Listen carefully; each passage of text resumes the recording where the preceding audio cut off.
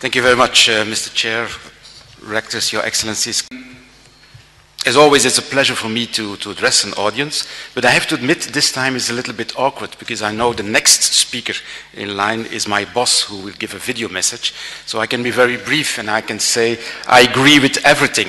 Thank you very much.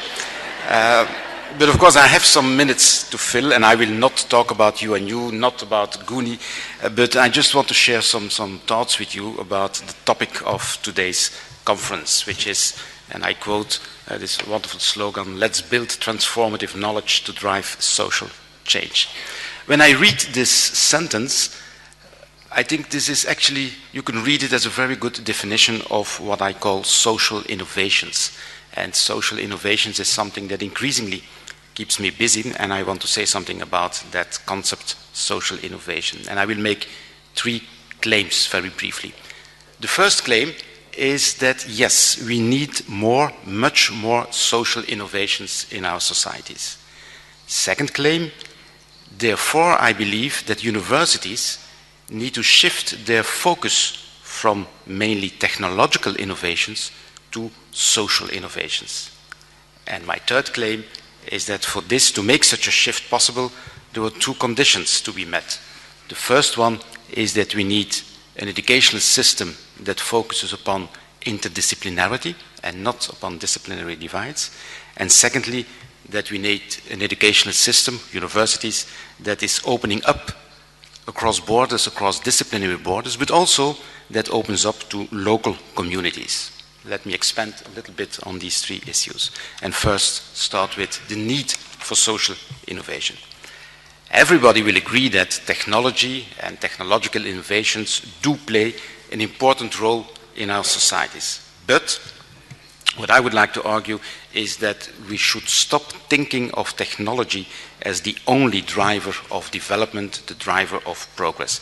There are also many other things in society that are ongoing, and we have lots of what I would call social innovations at the level of practices in communities, at the level of concepts that are used by people that are actually also changing society. The problem is that once such a social innovation emerged and exists, people stop thinking about it as an innovation and they take it for granted. Just to give you one example in the field of economy, there is this concept of GDP, the gross domestic product. This concept has been invented by people and it served a number of purposes. And you can debate the functionality of the concept of GDP. And today it looks very evident, and all the policymakers and the academics are using the concept of GDP, but we should not forget it was invented and therefore it can be made better. And today we see that more and more people are questioning the utility of GDP because it doesn't take into account sustainability issues, it doesn't take into account happiness and stuff like that. So we do need better alternatives for GDP, and I'm talking about GDP, but you can obviously mention many other concepts and practices as well. We lack alternatives, and this is where I believe that universities come in, replacing or adding a new concept to the concept of GDP needs, in first instance, research. We need to research the concept, and basically we need much more social sciences research. With this, I'm not claiming that technology, and for that matter the natural sciences, cannot provide solutions to social problems.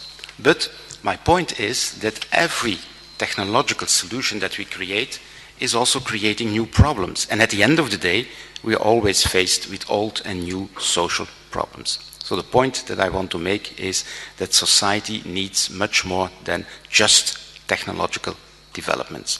What we need is to understand processes of technological innovation, and we need social sciences to implement technological innovations in society so that they can become social innovations. So with this, I would just want to make one more point, and it is that my belief, and that's why I'm so happy to see this very interdisciplinary group here, an international group here together, that universities need to engage much more in interdisciplinary research and also in social sciences research, because that is what we needed to think about and try to tackle the problems that we are faced with. And just to be clear, my main message in this is not particular that we need more money for the social sciences. Well, yes, obviously we do need more money for the social sciences, but I would say that's not enough. What we need especially is better social sciences in terms of more contacts with local communities and much more in touch with all kinds of different realities. And with this, Mr. President, with these few words, I will give the floor back to you and to my boss, who will say all the rest. Thank you very much. Thank you.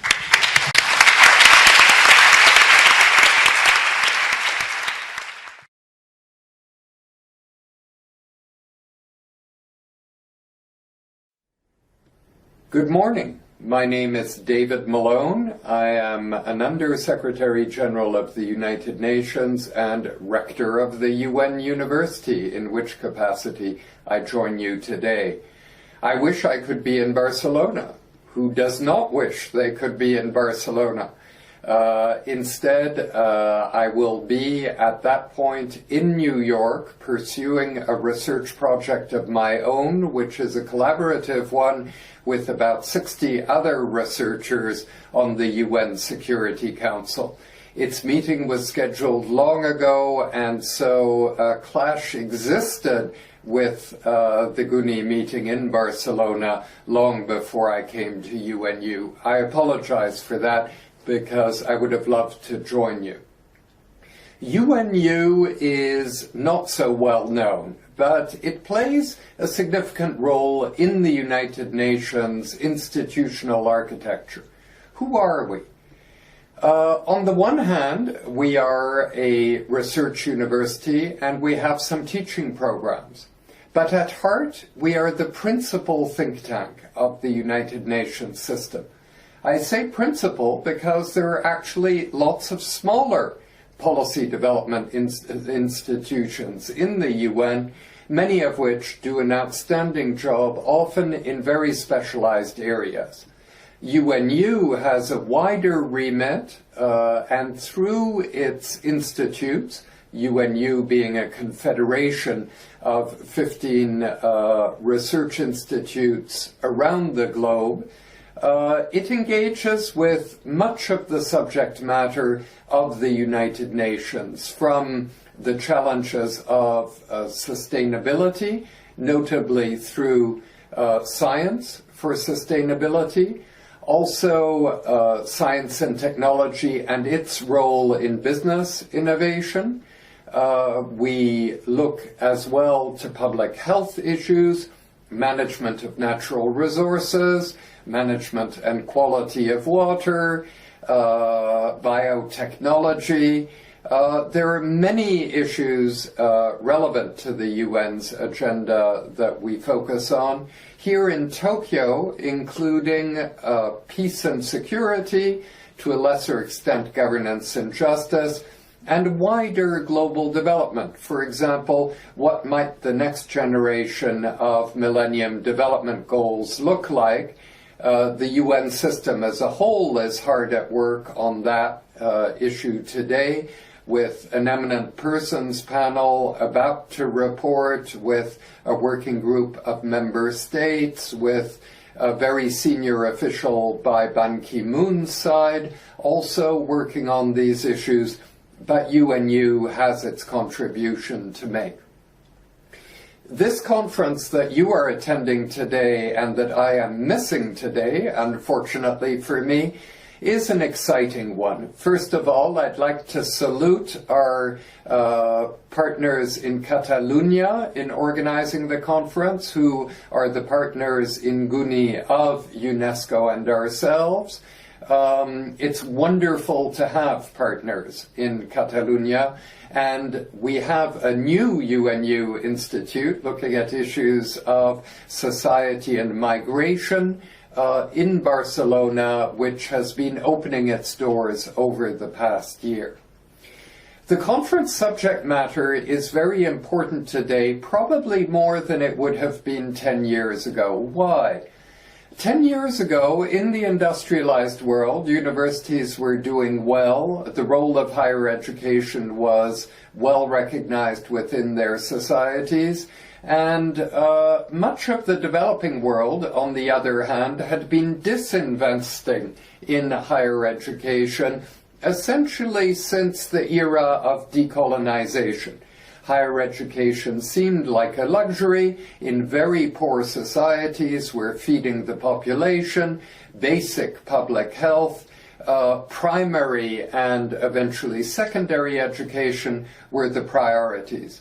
But as the developing world started to succeed over the last 20 years, even though Southeast Asia and East Asia succeeded earlier, it became possible for governments around the developing world to view higher education as a vital platform for the emergence of their economies and their societies on the global stage as major players. Think of countries like Brazil, South Africa, India, China. These are all countries that have significant higher education systems, that have been seeking to open their systems more to global interaction, and that have been, in some cases, investing very significantly in their most elite universities. Why are they doing this? Well, they know that increasingly economic advantage will be constructed not so much on natural resources, not so much on manufacturing base, but on knowledge. We are all entering the era of knowledge-based societies now, and in those knowledge-based societies, universities are going to be playing a key role as hubs of research and innovation. Also, teaching is being done at a much higher level of both ambition and accomplishment throughout much of the world today in order to prepare citizens of our various countries for high-end jobs rather than subsistence jobs. So increasingly competition within societies and among societies is going to be very much knowledge-rooted. So your conference has a great deal to discuss. I look forward to hearing reports of its discussions. Once again, I'm very sorry not to be joining you. I think you can see I'm quite passionate about higher education. My own career has evolved at the intersection of diplomacy, research, teaching, administration, and one or two other areas, including development programming and development funding. In all of these, higher education plays a very important role, including as an element of the diplomacy of many countries around the world. All good wishes for your deliberations. Au revoir.